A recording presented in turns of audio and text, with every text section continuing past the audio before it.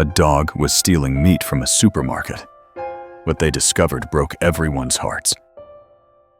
I never thought the most shocking thing I'd ever say at work would be, "Somebody stop that dog, he's stealing the steak." I heard my own voice echo down the fluorescent-lit aisle as a blur of brown and white fur sprinted past the cereal display. A wrapped package of ground beef clamped firmly in his jaws. My name is Claire, and I'm a white American woman in my early 30s, a front-end manager at Lakeside Market, a neat little grocery store tucked against a quiet highway somewhere in the Midwest. We're the kind of place where people still know one another by name, where the same white American families roll their carts past the same aisles week after week, where the staff have watched kids grow from toddlers riding in shopping carts to teenagers dragging their parents to the snack aisle. The store is part of my daily rhythm in a way that feels almost like breathing. I know the hum of the refrigerators, the soft crackle of the intercom, the patterns of the regulars, and how they move through the aisles. I know that Mrs. Turner, a white American widow with the kindest blue eyes, always buys chicken on Wednesdays. That the Parker twins, both lanky white American teenagers, rush in after school on Fridays to grab frozen pizzas. That our night stalker, a tall white American man named Doug, drinks the same cheap coffee from the break room every single shift, as if it's some secret ritual. For years, it had all felt predictable, safe, and ordinary. That night, though, the rhythm of the store shifted in a way I couldn't quite name at first. Maybe it started with the weather. Outside, the sky was a low ceiling of gray, pressing down on the town as a light drizzle smeared the parking lot into shining patches beneath the streetlights. It wasn't cold enough for snow, but it had that raw, damp chill that seeped through the automatic doors every time someone walked in, bringing with them the smell of wet pavement and exhaust. Inside, everything seemed normal. The gentle murmur of the radio played a soft, familiar song. The registers chimed politely when a sale went through. The overhead lights made the produce look a little too bright, the apples a little too perfect. I stood behind my register, half watching the small line that had formed, and half listening to the quiet conversation between two white American men waiting with their carts. They were talking about the local high school football game, about whose son was playing which position, about whether the team had any chance this season.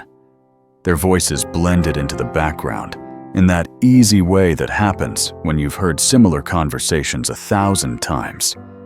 Then the radio crackled as it switched songs, and in the brief silence between tracks, I heard it, a shout from somewhere near the back.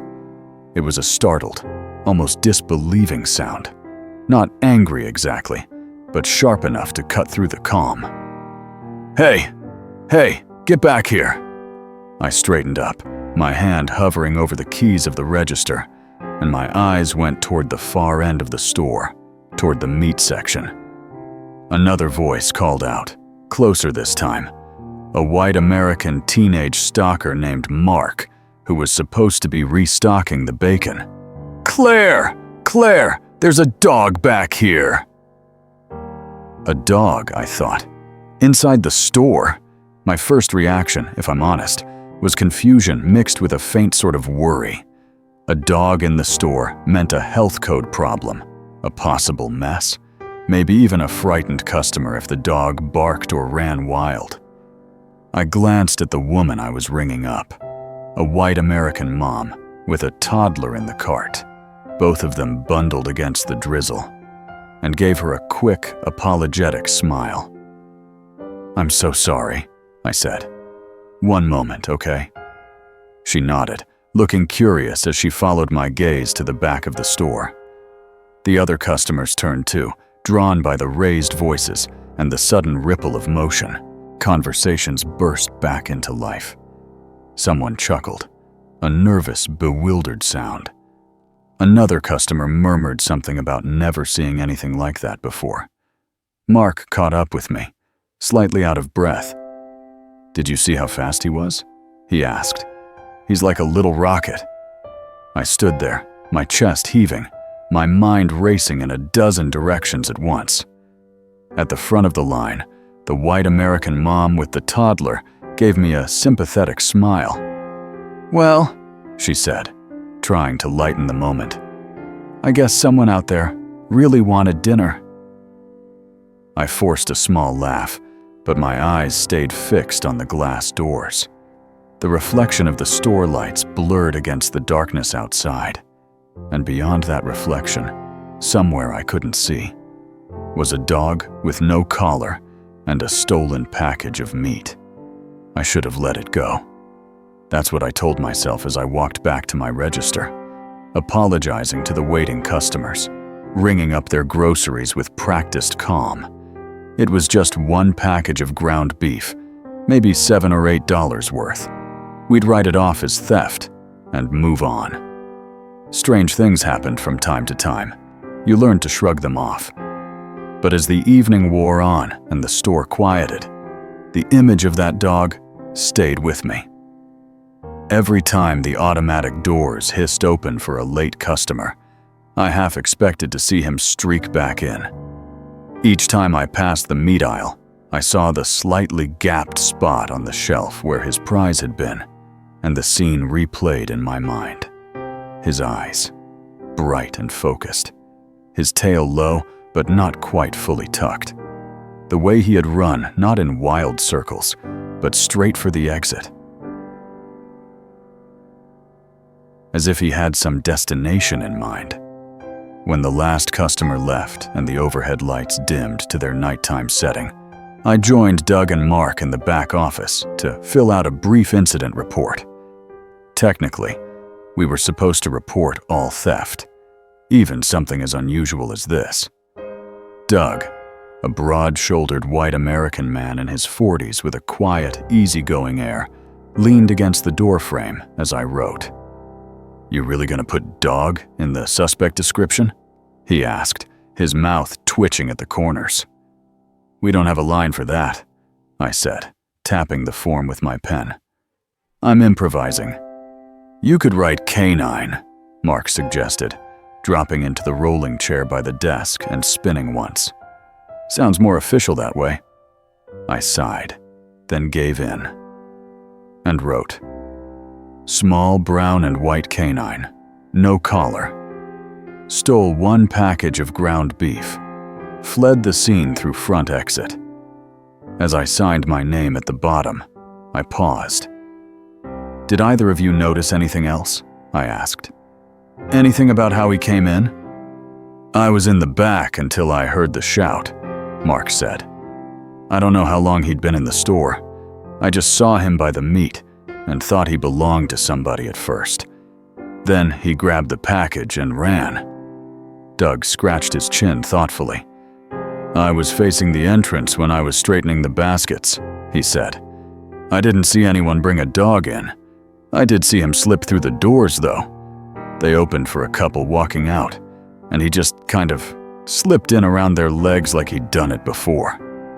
That made something in my chest tighten. "Before?" "Yeah," Doug said slowly. "You know how an animal looks when it's confused, when it gets somewhere new and doesn't know where to go? This guy didn't look like that. He walked straight toward the back like he knew the layout." I thought about that for a moment. We'd never had a dog in the store before, at least not that I could remember.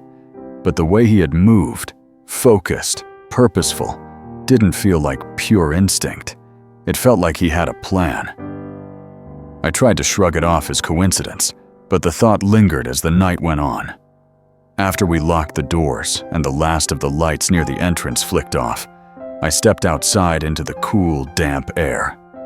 My car sat under one of the tall parking lot lights, raindrops shimmering on the hood.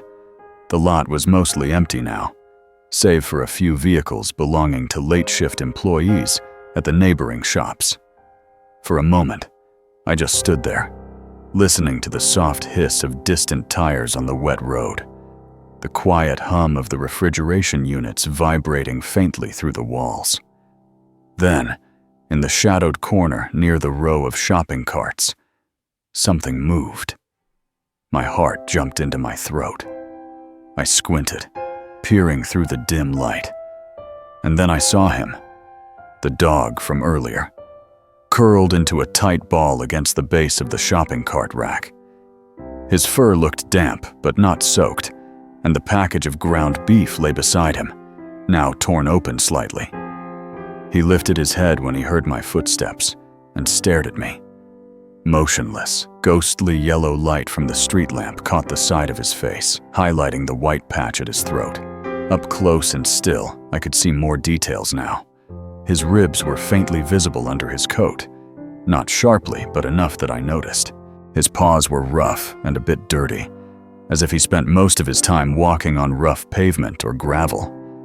There was a faint scar along his right ear, a thin line where the fur grew back in a slightly different direction. "Hey," I murmured, my voice soft. I didn't move closer right away. Instead, I crouched a few yards away, my knees bending slowly, my eyes staying on his. "You came back." His tail shifted, just a little, a cautious twitch. He looked from me to the torn meat package and then back again, as if weighing his choices. Fear was there, I could see that much. But there was something else too, a kind of quiet resolve that made my chest ache. I noticed then that the package wasn't as torn up as it should have been if he'd eaten his fill. A chunk of the meat was missing, but most of it remained, still wrapped in plastic, still intact. "Why didn't you eat all of it?" I asked aloud, though I knew he couldn't answer. "If you went to all that trouble." A car door slammed somewhere behind me, and the dog flinched, his body going tense. He grabbed the meat between his teeth again, not in a frantic, tearing bite, but in a way that allowed him to carry it, and stood. For a moment, he hesitated, his eyes fixed on mine. Then he turned and trotted toward the far end of the lot, his paws making almost no sound on the damp pavement. I stood up slowly, my heart beating fast. My better judgment told me to let him go.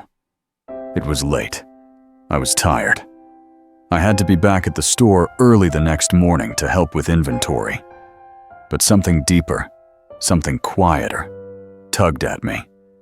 The way he had left most of the meat untouched, the way he carried it instead of eating it here in safety, the way he moved with intention, it all added up to a question that wouldn't let go. Who are you feeding? Before I could talk myself out of it, I found myself moving toward my car. I unlocked it with a soft chirp, but didn't get in. Instead, I opened the door just long enough to grab the small flashlight I kept in the glove compartment. Then I turned and walked toward the edge of the lot, following the direction where the dog had disappeared.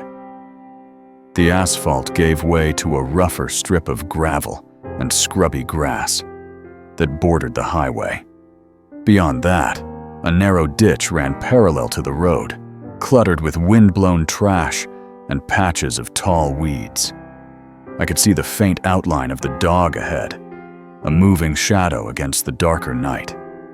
The plastic of the meat package catching distant headlights now and then with a dull glimmer. I kept my distance, not wanting to scare him, but I followed, my footsteps careful and measured. The highway hummed with passing cars, but our town was small enough that the traffic thinned out after a certain hour, leaving long stretches of quiet between the low roar of engines. The dog reached the end of the parking lot and slipped through a gap in the chain-link fence that separated the store from the abandoned lot next door. The fence sagged slightly, where someone had pushed it down long ago. The metal bent and rusted. I hesitated at the edge, looking back once at the warm glow of the store windows, then upward into the dim, open space beyond. A sensible person would have turned back. It wasn't my responsibility to follow a stray dog into a dark lot at the edge of town. But that same quiet tug in my chest urged me forward. I ducked under the bent section of fence, careful not to catch my jacket. The abandoned lot stretched out before me, a patchwork of cracked asphalt and overgrown weeds. Once, years ago, it had been the site of a small hardware store that closed after a bigger one opened 2 towns over. Now, it was just a forgotten strip of land, used occasionally as overflow parking when the county fair came through in the summer. Tonight, it was empty and quiet, the darkness broken only by the far-off glow of the supermarket and the faint orange halo of a distant street lamp. The dog moved quickly but not recklessly, weaving through clumps of tall grass and around the rusting remains of an old shopping cart that had ended up here somehow. I followed the sound of his paws brushing against the weeds, the soft rustle carried on the night air. As my eyes adjusted, I noticed the faint outline of a narrow trail, a path worn into the grass by repeated passage. Trash collected along its edges, crumpled paper cups, an empty plastic bottle, a faded fast food bag. This wasn't just random wandering. Someone had been using this route regularly. My breath grew a little shallow as I walked, not from exertion, but from a growing sense that I was stepping into someone else's hidden world. The dog reached the far edge of the lot and slipped down into a shallow, tree-lined gully that I hadn't even known was there. The gully sloped gently downward, its sides lined with scrubby bushes and a few spindly trees that had somehow taken root in the rocky soil. Water must have run through here after heavy storms, carving a narrow channel that now lay mostly dry, dotted with stones and fallen branches. I switched on my flashlight, angling the beam low to avoid spooking the dog. The light swept over the ground, catching on the white tip of his paw as he disappeared around a bend. I followed more slowly, my steps growing more cautious. Voices reached my ears then, faint and overlapping, carried on the damp air. A man's voice, low and tired. A woman's, soft and worn around the edges. And something else, smaller, higher, like a child's laugh cut off halfway. I stopped, my heart thudding. I hadn't expected people. The dog's silhouette slipped into a small clearing at the crook of the gully, where the trees leaned together to form a kind of natural shelter. As I approached, staying at the edge of the brush, I saw them. A white American man and woman, both in their 30s, sitting close together on a worn blanket spread over packed earth. The man had sandy hair and a short beard, his shoulders hunched inside a faded jacket that looked thin for the weather. The woman's light brown hair was pulled back into a loose ponytail, and she wore a hooded sweatshirt, its cuffs frayed at the wrists. Between them, a little white American boy of maybe 6 or 7 years sat cross-legged, his jeans scuffed at the knees. The dog trotted up to them, tail wagging with more confidence now, and dropped the torn package of ground beef at the man's feet. "Ryder," the woman breathed, reaching out to stroke the dog's head. "You came back, boy." The little boy's eyes lit up as he leaned forward, his small hand resting on the dog's back. "He got food, Dad," he said, his voice bright with excitement. "He really got food this time." The man's shoulders slumped, not with disappointment, but with a kind of relieved surrender, as if holding back a wave of emotion. He picked up the package with hands that looked rough from outdoor life and turned it over, staring at the label in the dim light from a nearby street lamp, filtering through the branches. "Ground beef," he murmured. "He brought ground beef." The woman let out a soft sound, something between a laugh and a sigh. "He's a clever one," she said, pressing her forehead briefly to the dog's. "You're such a good boy, Ryder." My breath caught. Ryder, I thought. So he did have a name. He wasn't just some anonymous stray. He was theirs. I stood frozen in the shadows, guilt and uncertainty wrestling inside me. I hadn't meant to intrude on anything this personal. I just wanted to know why a hungry dog would risk running into a brightly lit supermarket full of people and alarms. Now I had my answer, or at least the beginning of one. The dog hadn't stolen that meat for himself alone. He had stolen it for them. The man set the package down carefully and glanced around, his gaze sweeping the darkness beyond the small clearing. For a moment, I felt sure he would see me, that our eyes would meet, and I'd be forced to explain why I was standing there with a flashlight in my hand, having followed their dog from the supermarket. But his gaze slid past me, not quite reaching where I stood. He shivered once and rubbed his hands together. "We should cook it," the woman said quietly. "We still have a little propane left, I think. It'll be enough for one more hot meal." The boy clapped his hands once, quickly, his excitement bubbling out in a quick burst before he subdued it, perhaps aware that loud joy felt out of place in a world that had given them so little lately. Ryder's tail thumped steadily against the ground as he leaned into the boy's touch, his body pressing closer, as if to make sure they all felt him there, solid, warm, present. I watched as the woman reached behind her to pull out a small, portable camping stove, the kind I'd seen on display in our store during the summer, advertised for weekend trips and fishing outings. It looked worn now, the metal darkened by use. She set it on a flat rock and rummaged through a faded backpack for a small canister of fuel.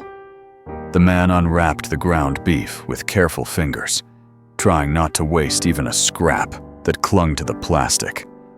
As the scent of raw meat drifted through the cool night air, Ryder's nose twitched, but he stayed in place, sitting patiently beside the boy, his eyes occasionally flicking toward the food, but never lunging for it. He had gone to the trouble of stealing it, but he seemed content to wait. It wasn't just his meal, it was theirs. I felt something inside me twist. I had lived in this town my whole life. I had driven past the supermarket, the highway, and these scruffy stretches of land almost every day. I knew the names of most of the families who shopped at our store, could guess which car belonged to which regular by the dents in their bumpers or the stickers on their back windows, and yet somehow I had not known that, just beyond the pool of parking lot light and the tidy automatic doors, there was a family sitting in a damp gully, counting on a dog to bring them dinner. My flashlight suddenly felt heavy in my hand. I clicked it off, not wanting its beam to give me away. Shadows pressed in around me, but my eyes had adjusted enough that I could still make out the scene. The small flame flickering to life under the pan, the thin line of smoke curling upward as the meat began to sizzle. The boy's face tilted toward the warmth, his expression caught between hunger and hope. Ryder stayed close, his body a solid presence at their side, as if he had taken it upon himself to be both provider and protector. I should say something, I thought. I should step into the clearing, explain that I was from the supermarket, that I'd seen the dog, that I was worried about them. I should ask if they needed help, if they had somewhere to go, if there was anyone they could call. But the words tangled in my throat. There was something about the intimacy of the moment, the way they sat close together on that worn blanket, sharing the small miracle of a hot meal, that made me hesitant to intrude. It felt as if I'd stumbled into a fragile, private world, one held together by thin threads of trust and routine. If I stepped into it too suddenly, I might tear those threads apart. So I stayed where I was, half hidden among the scrubby bushes, watching as they divided the meat into 3 portions on chipped plates, then set a fourth portion aside on a smaller plate. The woman slid that plate toward Ryder, her smile soft. "For the hero," she said. Ryder sniffed the food, then looked up at her, his eyes shining in the faint light. He took a careful bite, chewing with obvious enjoyment but not rushing. Every so often he paused to lift his head and glance around, alert even in this moment of comfort. The boy's voice carried across the small distance between us. "Do you think we'll get to stay here long?" he asked. The question was simple, but it was weighted with something that made my chest ache. The man took a slow breath. "I don't know, buddy," he answered honestly. "We'll see what happens. We'll try our best." "Is Ryder going to keep bringing food?" the boy asked. "He's so good at it." The man's hand tightened around his fork, and for a moment he said nothing. When he did speak, his voice held both gratitude and concern. "He did a brave thing tonight," he said. "But we don't want him getting hurt. Stores don't like it when things are taken without being paid for. People might get angry with him." The woman reached over and covered his hand with hers. "We'll figure something out," she said softly. "We always do." The boy nodded, as if reassured more by the sound of her voice than by the words themselves. Ryder finished his portion, and then, instead of licking the plate clean and curling up to sleep, moved closer to the boy, nudging his shoulder gently with his nose. The boy laughed, a quiet, genuine sound, and wrapped his arms around the dog's neck in a hug that was both fierce and gentle. "You're the best dog ever," he whispered. I stood there in the shadows, feeling like my world had cracked open just a little, revealing something I should have seen long ago. Hunger and hardship weren't new concepts to me. I'd volunteered at food drives, donated cans during holiday collections, handed a few dollars now and then to someone holding a cardboard sign by the highway exit. But this was different. This was personal. This was a dog whose paws had touched my store's floor, whose eyes had met mine, whose theft had sent me running down the aisles, shouting words I never thought I'd say. This was a family sitting a short walk away from the place where I spent most of my waking hours, counting on that same dog to bring them enough food to get through the night. My mind flicked through practicalities. I knew of a local shelter that sometimes worked with families in need, helping them find temporary housing or connecting them with social services. I thought of the food bank on Maple Street, run by a white American couple who were kind and discreet. I thought of the store itself, of what happened to food that was approaching its sell-by date, of how much we quietly discarded simply because it hovered on the edge of what customers would buy. Ideas began to knit themselves together, not in a sudden, perfect answer, but in a series of small, flickering possibilities. My breath misted in the cool air as I took one last look at the clearing. The small flame under the pan now reduced to glowing embers, the family eating slowly, savoring each bite, Ryder nestled close between them. Then I turned and retraced my steps back through the gully, over the cracked asphalt, and around the sagging fence. By the time I reached my car, the drizzle had started up again, dotting the windshield with silver beads. I sat behind the wheel for a long moment without turning the key, my hands resting lightly on the steering wheel, my thoughts swirling. It would have been easy to decide that this wasn't my business. I could go home, make myself a cup of tea, and file the whole thing under strange things that happen sometimes. Tomorrow, the store would reopen, customers would come and go, and the little drama of a dog stealing meat from the supermarket would become a story people told at dinner tables and in break rooms for a few days before they forgot. But as I sat there, Ryder's face kept rising in my mind. The way his eyes had looked at me for that split second in the store, full of fear and purpose all at once. I realized that if I did nothing, The story's ending might be simple, but it wouldn't be right. I started the car and drove home, the wipers swishing softly across the glass, though I barely noticed the rain. My modest apartment on the edge of town felt warmer than usual when I walked in, the soft glow of the lamp by the couch pooling light on the carpet.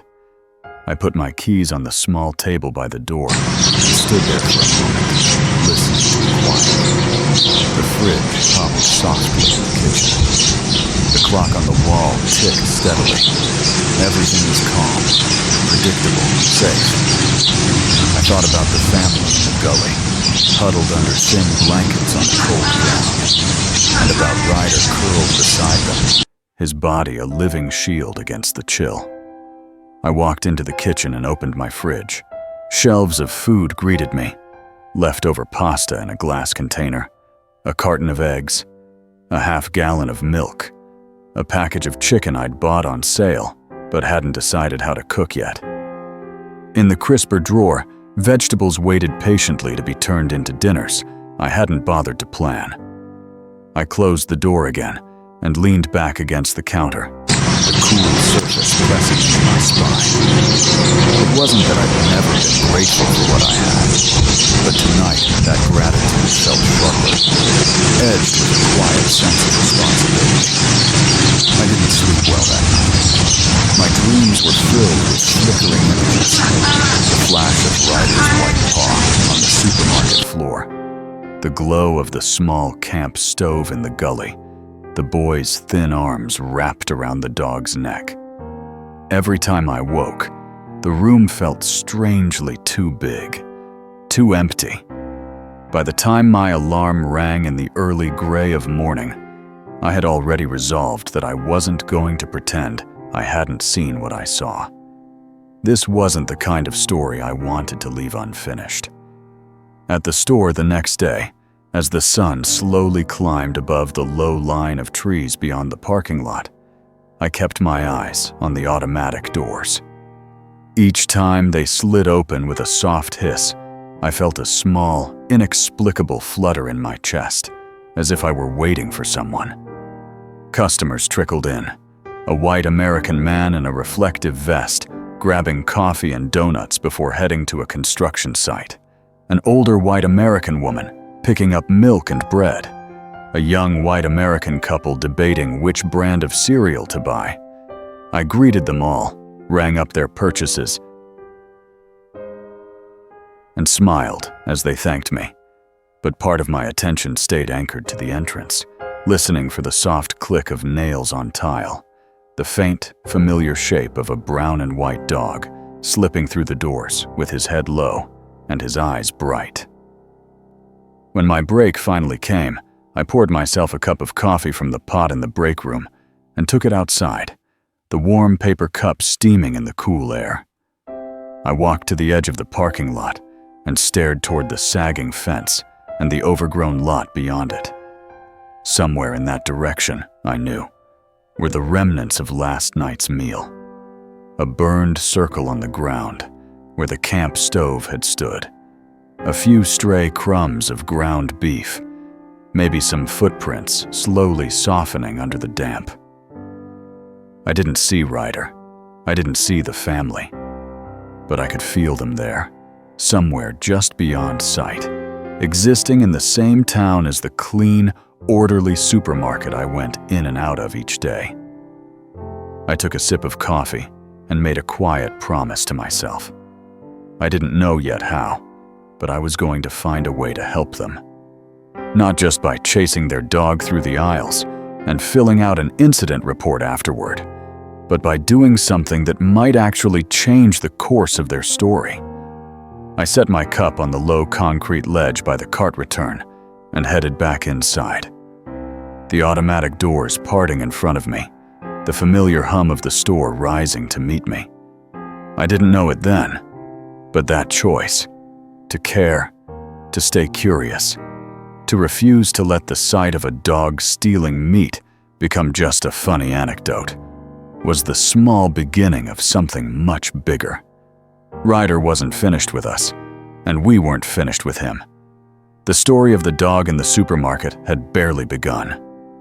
The second day after the dog stole the meat from the supermarket started like any other on paper, but nothing felt the same inside my chest.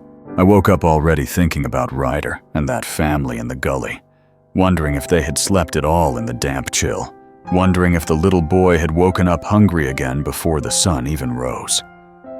At work, as I clocked in and tied my apron, every ordinary task seemed to carry a quiet question with it.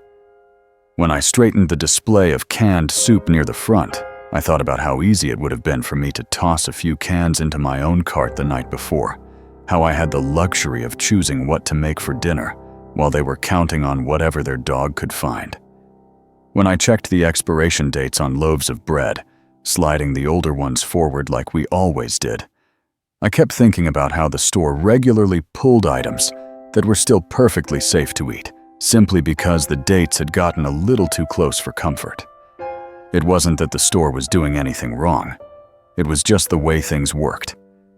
But now I knew that only a short walk away, on the other side of a sagging fence and an overgrown lot, there were people who would have seen those nearly expired items as a blessing. By mid-morning, I found myself standing in the back room, holding a clipboard and staring at a shelf full of bakery items that would need to be removed in a day or two. My supervisor, a white American woman named Linda, with blonde hair clipped neatly back and reading glasses perched on the end of her nose, glanced up from the computer. "You okay, Claire?" she asked. "You look like you're trying to solve a mystery back there." I hesitated, then realized there was no point in dancing around the truth. "Can I ask you something?" I said. "About the stuff we're going to toss soon." She leaned back in her chair. "Sure, what about it?" I gestured at the stack of baked goods behind me. "We always throw this out, right? Or at least most of it." "We discount some of it," she said. "A lot still ends up in the dumpster." "Why?" I took a breath, feeling the edges of nervousness pressing in, but trying to push past it. "Last night, that dog that ran off with the ground beef, he wasn't just some random stray. I followed him after my shift." Linda's eyebrows lifted. "You did what?" "I know it sounds strange," I said quickly, but I was curious, and honestly, I was worried. He didn't eat most of the meat, not right away. He carried it out of the parking lot, through that old fenced lot, and down into the gully behind it. There's a family living down there, Linda. A man, a woman, and a little boy. They're white. They're local. They had a small camping stove. They cooked that meat and shared it between the three of them and the dog. He brought it back for them. For a moment, Linda didn't say anything. She took off her glasses and rubbed the bridge of her nose, then looked up at me again. "You're sure?" "I'm sure," I said. "I watched them. They treated that dog like he was part of the family. The boy hugged him like he was everything." Linda exhaled slowly, the sound soft but heavy with thought. "I knew we had some people passing through town in hard times," she said. "Folks sleeping in their cars, that kind of thing. But a family in the gully, that close." She shook her head. "I didn't realize." "I was thinking," I said carefully. "Maybe we could start a donation bin with some of the food that's close to date. Nothing spoiled, nothing unsafe, just the stuff we're going to throw out anyway. I could talk to the food bank, or if that's too complicated, maybe we could at least put some aside and I could bring it to them." Quietly. Linda looked over my shoulder at the shelves of unsold bread and pastries, then back at me. "You'd be willing to do that?" she asked. "On your own time?" "Yes," I said, surprised at how quickly the word came. "I can go after my shift, just like I did last night, and I'll be careful. I don't want to cause trouble for the store." She studied my face for a long moment, as if weighing not only the idea, but the person offering it. Then she nodded slowly. "All right," she said. "We'll have to follow some guidelines. I'll talk to the manager, make sure we're not breaking any rules. But I think we can set aside a small box each day with bread and maybe some produce that's still perfectly fine. No promises, but I'll see what we can do. In the meantime, if you want to take a few things you've already bought yourself, that's entirely up to you." Relief bloomed quiet and steady in my chest. "Thank you," I said. "Really?"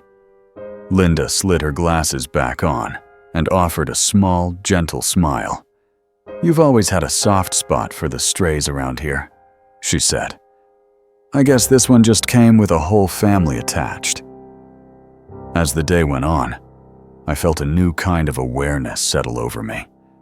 Every time I rang up a cart piled high with groceries, I couldn't help but think of how much of that food would have looked like a feast to the family in the gully. When a white American woman apologized for not having her coupons organized and made a joke about how expensive everything was getting, I smiled politely. But a part of me thought about how different that sentence would sound to someone who hadn't had a solid roof over their head in weeks. The world hadn't changed overnight, but my perspective had, and that shift colored everything. I didn't see Ryder during the day.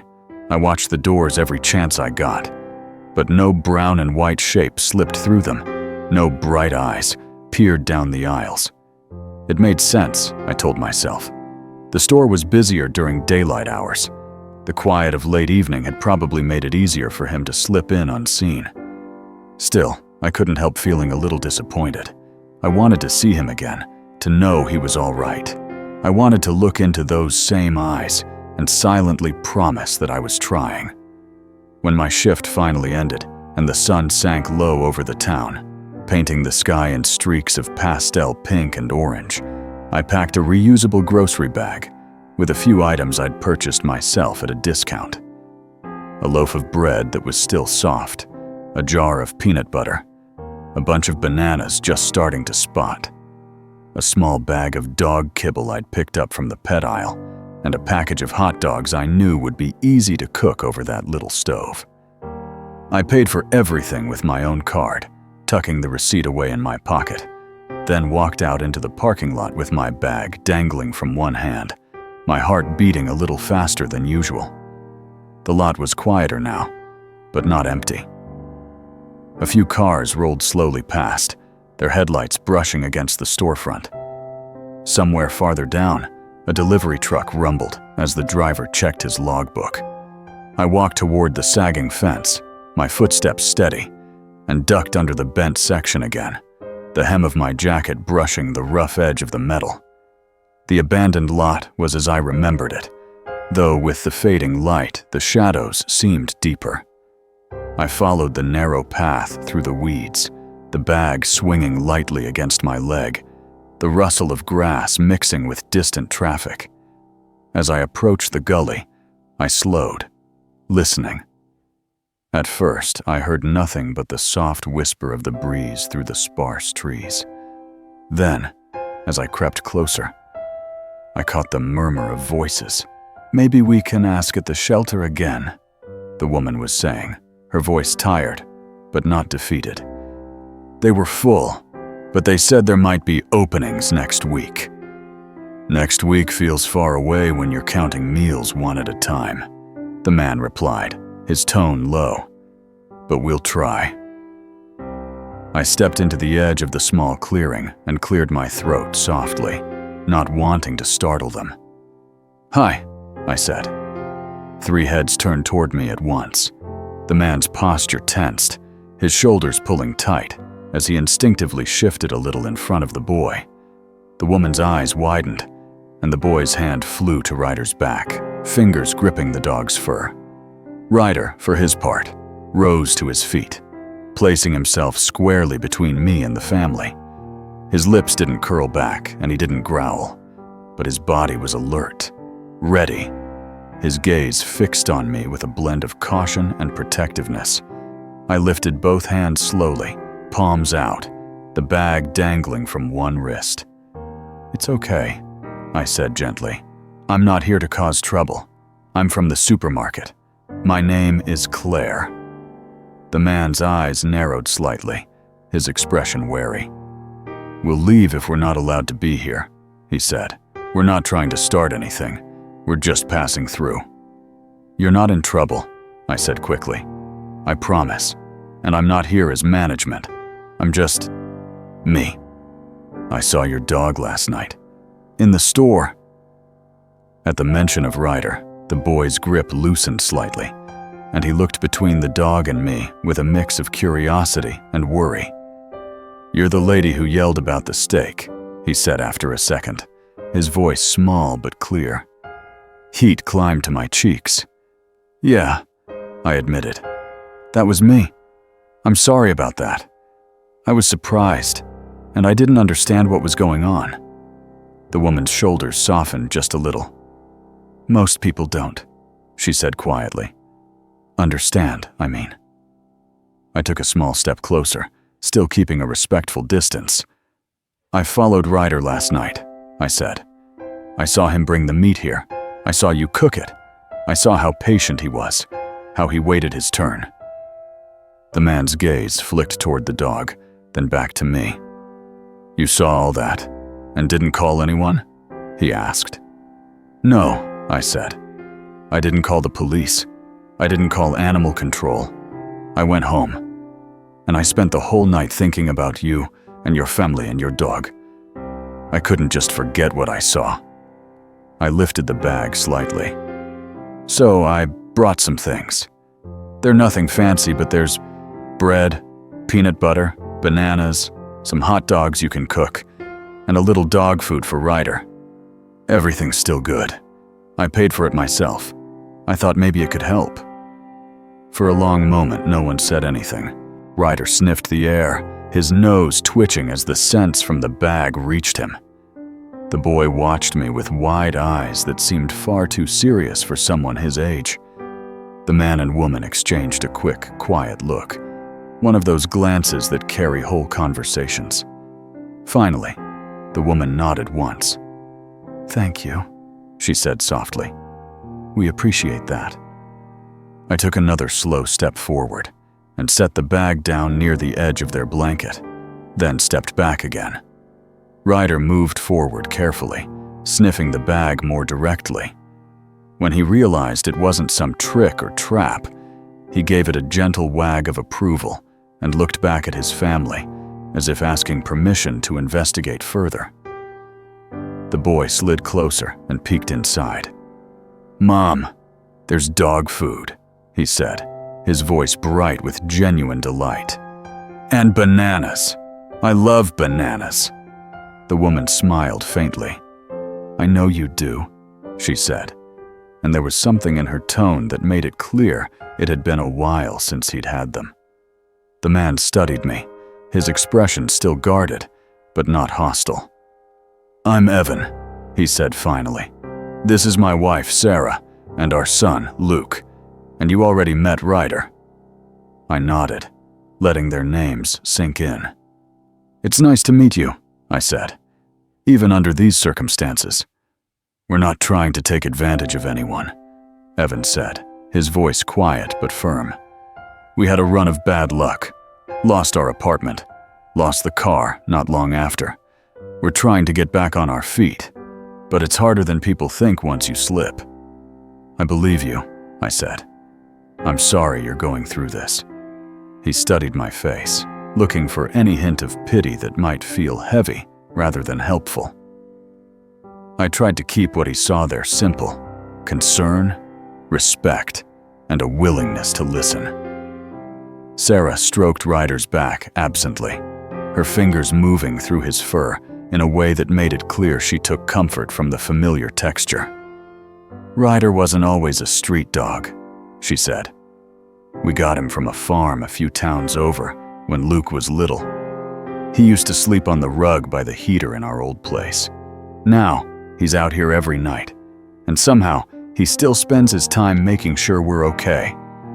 "He's the one who found this spot," Luke chimed in. "He sniffed around and came down here. It's not as cold as the parking lot." I looked around at the little clearing, seeing it with fresh eyes. Someone had tried to make it as livable as possible, despite the rough surroundings. There were a few folded blankets, a plastic storage bin with clothes carefully stacked inside, a small pile of firewood, and a ragged stuffed bear that probably belonged to Luke.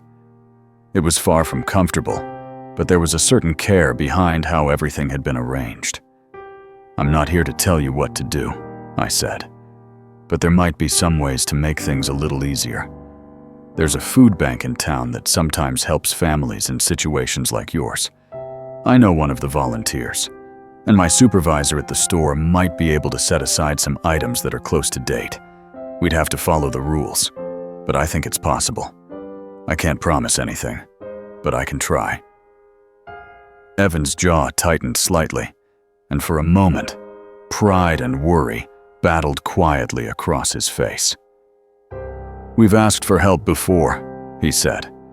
"Sometimes people look at us like we're a problem they just want to move on. Like we did something terrible, instead of just having everything slip through our fingers. I'm not here to judge you," I said softly, "and I'm not expecting anything in return. I just don't like the idea of Ryder having to steal meat from my store because that's the only way your family can have a hot meal." Luke reached for Ryder's ear, rubbing it between his fingers. "He's a hero," he said, his eyes shining. "He always comes back." "He is a hero," I agreed, "and I think it's about time someone helped the hero out a little." That earned me a small smile from Luke, and even Evan's expression softened a fraction. The tension in the clearing eased, just a bit, like a tight knot that had been loosened but not undone. "If you want," I said, "I could bring some food again tomorrow, and I could talk to the food bank, maybe even the shelter, to see if there's any update on openings. We can take it one step at a time." Sarah looked at Evan, her eyes quietly hopeful. "It couldn't hurt," she said. "We've managed this far. A little help might mean we don't have to ask Ryder to do it again." Ryder, as if sensing his name, lifted his head and gave a soft whine, nuzzling Luke's shoulder. "All right," Evan said finally. "We'll accept your help, but only as long as it doesn't cause trouble for you. We've had enough of people trying to help and ending up with problems because of us. If anything starts to go wrong, I'll let you know," I said, "and we'll figure something else out." We talked for a little while longer, mostly about simple things. I learned that they had lived in town for years before everything started to fall apart. A lost job at the factory, medical bills, rent that kept climbing. I learned that Luke still tried to keep up with schoolwork, using old worksheets his teacher had quietly sent along, and that he loved reading about space and animals. I learned that Ryder had once been afraid of thunderstorms as a puppy, but now he stayed calm during storms, as if he'd decided that someone in the family needed to be steady when the sky broke open. As the light began to fade, I stood to go. "I have to get home," I said, "but I'll be back tomorrow. It might be a little later, depending on my shift, but I'll come." "Thank you, Claire," Sarah said, her voice soft but sincere, "for not just turning away." "Thank you for trusting me enough to let me stand here," I replied. Luke lifted his hand in a small wave. "Bye," he said. "Tell the store I'm sorry about the meat. Ryder didn't mean to be bad." I smiled, my throat tightening. "I'll tell them it went to the right place," I said, "and I don't think anyone's going to stay mad at him." On my way back through the lot, Ryder followed me as far as the edge of the gully, his paws silent on the dirt. When I reached the top, I glanced back. He stood there, looking up at me, his head tilted slightly. "Take care of them," I murmured. "I'll do what I can from my side." His tail gave a slow wag. Then he turned and trotted back to his family, his silhouette merging with theirs in the deepening dusk. Over the next few days, our strange little routine began to take shape. During the day, I worked my shifts at the store, keeping an eye on the items that were nearing their dates and asking Linda quiet questions about what we might be allowed to set aside. She talked to the manager, a white American man named Roger, who at first seemed hesitant, but gradually came around when he realized we weren't proposing anything complicated or costly. "A small donation box in the back, just for items we'd toss anyway," he said one afternoon as we stood near the loading dock. "We can make a weekly drop at the food bank. If you want to personally bring a few things to someone you know who needs it, I'm not going to stand in your way, as long as nothing leaves the store without being logged properly. We're not running a free-for-all, but I don't see why we should let good food go to waste either." I thanked him, feeling a quiet sense of progress. It wasn't a grand solution, not yet, but it was a start. In the evenings, when my shifts ended, I would gather a small assortment of items, sometimes from the donation box, sometimes from my own purchases, and walk the now familiar path to the gully. Each time, Ryder would appear somewhere along the way, as if he'd taken it upon himself to escort me the last stretch. Sometimes, he'd be waiting by the sagging fence, watching the parking lot with alert eyes. Other times, he'd emerge from the weeds beside the path, falling into step beside me, his presence steady and comforting. We settled into an easy rhythm of simple conversation and shared meals. I never stayed too long, not wanting to make them self-conscious or to draw attention. But in those short windows, we slowly learned more about one another. I told them small things about the store, like how the same white American couple came in every Thursday to buy matching tubs of ice cream, or how a quiet white American man always left $1 in the donation jar by the register without saying a word. They told me how they'd been moving from town to town for months, chasing job leads that dried up just as quickly as they appeared. They talked about the kindness of a few people along the way, a white American nurse who had quietly given them extra bandages and antiseptic when Luke scraped his knee badly, a white American librarian who let them sit inside for hours on hot afternoons so Luke could read and use the computers. Through it all, Ryder stayed near, listening in his own way, his ears flicking at certain sounds, his body relaxing whenever the conversation drifted toward hope. One evening, as we sat together and shared a simple meal of soup and bread, Sarah looked over at me thoughtfully. "Did your parents raise you around animals?" she asked. "You talk to Ryder like you've known dogs your whole life." I smiled a little.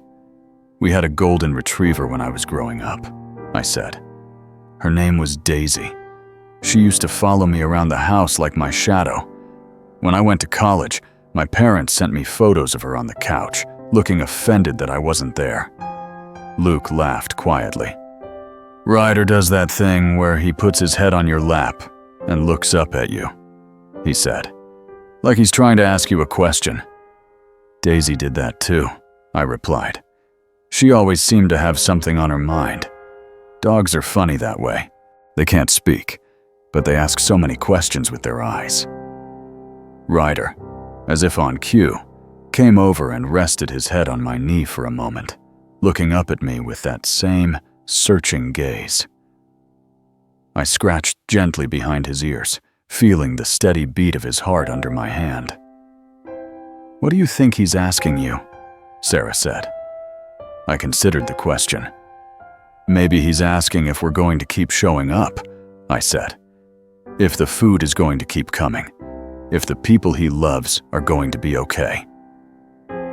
The clearing grew quiet for a heartbeat, filled only by the soft sounds of the evening, the rustle of leaves, the distant whoosh of cars on the highway, the steady breath of the dog, who had somehow become the bridge between two very different worlds.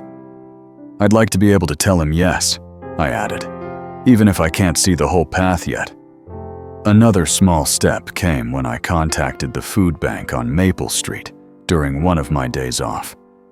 The building was modest, a simple structure with painted trim and a hand-lettered sign by the door.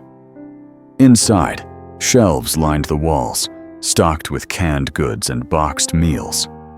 A white American woman named Karen, who ran much of the day-to-day work there, greeted me with a warm smile that reached her light gray eyes. "We've been getting extra donations from the supermarket lately," she said when I introduced myself. "Are you part of that?" "In a small way," I replied. "I've also met a family who might really benefit from what you do. They're staying in the gully behind the old hardware lot near the store. They have a little boy and a dog. They've tried shelters, but everything's full right now." Karen's expression softened into something deeply compassionate. "We've heard about a few families in that area," she said. "It's hard to keep track when people are moving around so much. We always want them to know they're welcome here." "They don't have a car," I said. "I can help them walk here, but it might feel overwhelming at first. They've had some tough experiences asking for help." Karen nodded. "We can put together a starter box for them," she said. "Things that are easy to prepare, even if they're cooking outdoors. And we can connect them with a social worker who comes by once a week. She's kind and patient. No lectures, no pressure, just information and options." I felt another quiet thread of possibility slip into place. "That would mean a lot," I said. "I think they're ready for something like that. They just need someone to meet them halfway." Karen packed a sturdy cardboard box with care, choosing items that made sense for their situation. Instant oatmeal packets, canned stew with easy pull tabs, peanut butter, crackers, shelf-stable milk, and a few small treats for Luke. She even added a bag of dog treats, tucking it into the corner of the box. "We don't always have these," she said with a smile.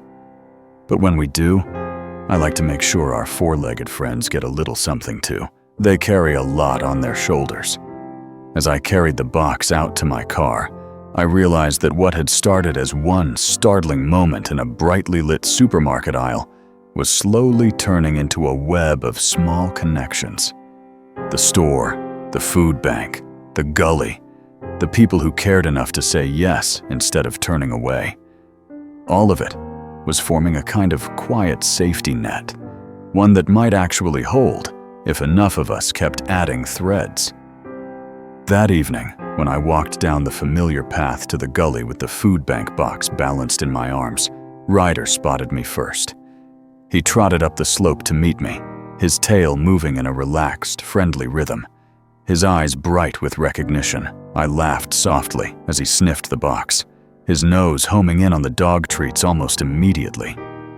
"You really are a professional at this," I said. "But tonight, you didn't have to steal anything. We brought it to you instead." When I stepped into the clearing, Luke's eyes widened at the sight of the box. "What's that?" he asked, scrambling to his feet. "It's from the food bank," I said, setting it down gently. "They put together some things just for you, and they'd like you to visit sometime, if you feel up to it. They can help with more than just food. They know people who specialize in housing, too." Evan and Sarah came closer, their expressions a mixture of hope and caution. They lifted items from the box slowly, almost reverent, as if each can and packet carried not just calories, but a promise that the world hadn't forgotten them. "This is a lot," Sarah said quietly. "I don't know what to say." "You don't have to say anything," I replied. "This is what the food bank is there for, and the supermarket is happy to see extra food go somewhere it's truly needed. You're not taking anything that wasn't meant for you. You're the reason this kind of help exists." Evan held a can of stew in his hand for a moment, his thumb tracing the smooth curve of the metal. "It feels strange to be on this side of things," he admitted. "I used to donate to places like that, back when we were steady." "Life can flip people's roles faster than seems fair," I said. "But the point is that we're all supposed to catch each other when we fall. Someday, when you're back on your feet, maybe you'll be the one helping someone else. For now, This is your turn to be helped." Luke discovered the bag of dog treats and let out a delighted sound. "Mom, they thought of Ryder too," he said. "Look!" He opened the bag carefully and offered one to the dog. Ryder took it gently from his hand, chewing with obvious enjoyment, then licked Luke's fingers in thanks. The boy giggled, the sound light and clear in the evening air. "I told you," he said to no one in particular. "People like him. They just have to know him first." I glanced around at the small clearing, at the family and their loyal dog, at the box from the food bank sitting between us like a symbol of something quietly hopeful. Nothing about their situation had transformed overnight. They were still in the gully, still sleeping under the open sky, still facing a long, uncertain road back to stability. But now there were a few more pieces on the board. A store that cared enough to donate, a food bank ready to welcome them, a social worker waiting to talk, and a dog who had, in his own way, dragged all of us into the same story. As we shared another simple meal together, warmed by soup heated over the little stove and the easy conversation that comes when people begin to let down their guard, I found myself glancing at Ryder again. He lay stretched out on his side between Luke and Evan, his eyes half closed, his breathing slow and peaceful. Every so often, he'd open one eye and look at me, as if checking that I was still there. "We're not done yet," I thought, meeting his gaze. "But we're moving. We're getting somewhere." The night deepened around us, and one by one, stars began to appear above the faint outline of the trees. Somewhere in the distance, a train whistle sounded, low and melancholy. In that moment, sitting in a gully behind a forgotten lot, with a family who had begun to trust me, and a dog who had started this whole chain of events with a stolen package of meat, I realized that the story we were living through wasn't even close to reaching its turning point. There were still obstacles ahead, still questions without answers, still risks that could shake everything we were slowly building. But there was also movement, connection, and a growing sense that none of us were facing those questions alone. Ryder shifted slightly, letting out a small sigh as he nudged closer to Luke's side. The boy draped an arm over him, his fingers curling gently into the dog's fur. I watched them, my heart full of something that didn't have a simple name. Whatever came next, however long it took, I knew one thing for certain. The little dog, who had raced through the supermarket and sprinted out into the rainy night with stolen meat in his jaws, had already changed more than one life. And even though none of us could see the full path ahead, we were all, in our own ways, beginning to walk it together.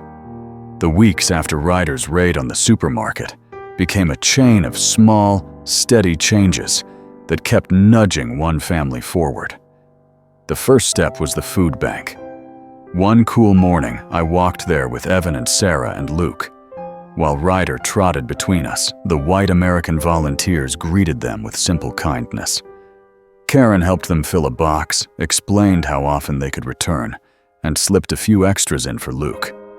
While a white American volunteer read him a picture book, Ryder sprawled at his feet and finally seemed to relax, as if he understood that, for once, someone else was helping. The next step came with Jenna, a white American social worker. She followed me into the gully one afternoon, sat on the edge of their blanket, and listened. Evan told her about the layoff, the missed rent, the eviction, and how fast things had fallen apart. Sarah talked about trying to keep Luke feeling like a child instead of an extra problem. Jenna did not promise miracles. She laid out options: a family shelter in the next town that accepted pets, job placement help, and a program that moved families from shelter rooms into modest apartments. There would be waiting lists and paperwork, she warned, but there was a path that did not end in another ditch. After she left, The clearing felt quiet. "You think this is real?" Evan asked. "I think she means it," I said. "And I think Ryder picked the right person to bring into your story." A few days later, Jenna appeared at the store, damp from a light rain. She found me near the front and spoke in a low voice. "They're in," she said. "The shelter can take them this weekend. Ryder, too." "Then let's move them," I answered. Saturday morning, we met by the sagging fence with a van from the shelter. Together, we carried everything up from the gully. The blankets, the plastic bin, the stuffed bear, the little stove that had turned stolen meat into dinner. Luke would not let go of Ryder's collar until he saw the dog climb into the van. Before he did, Ryder paused and looked back down into the gully. From the top, the place looked smaller than ever, more like a scar in the ground than a home. "You kept them safe here," I murmured. "Now you get to rest."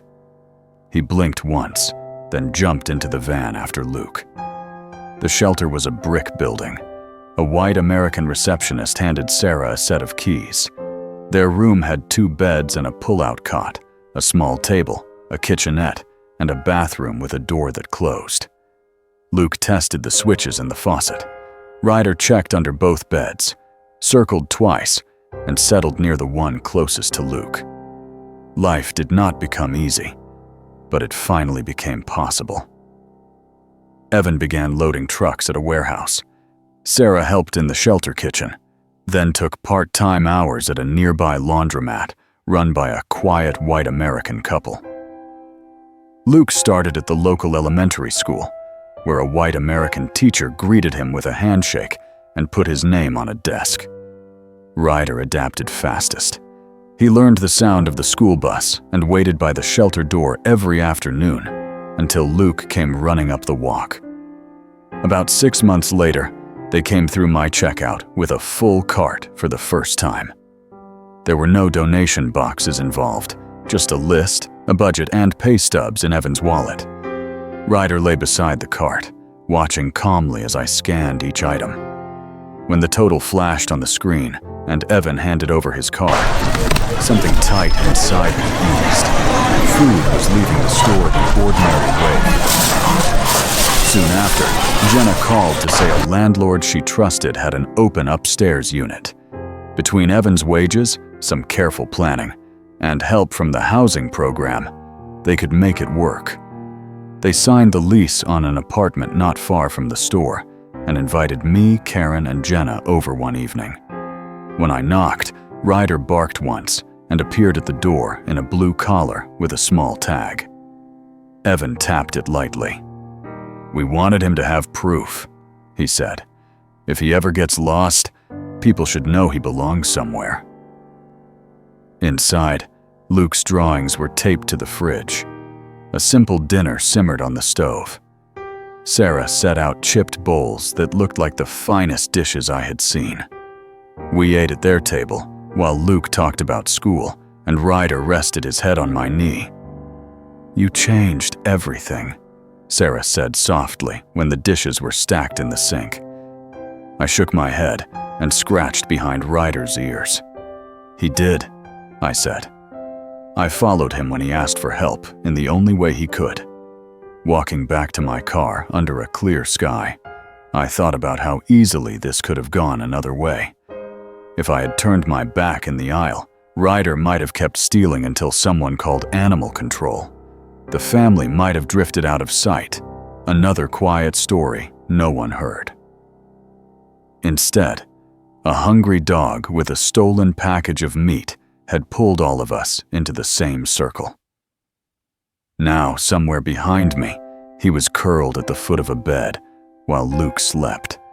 A bowl of food in the kitchen, and tomorrow's lunches waiting on the counter. They were no longer hiding beside a ditch, hoping someone would notice. They had an address, a routine, and a future that did not depend on a desperate sprint through bright aisles.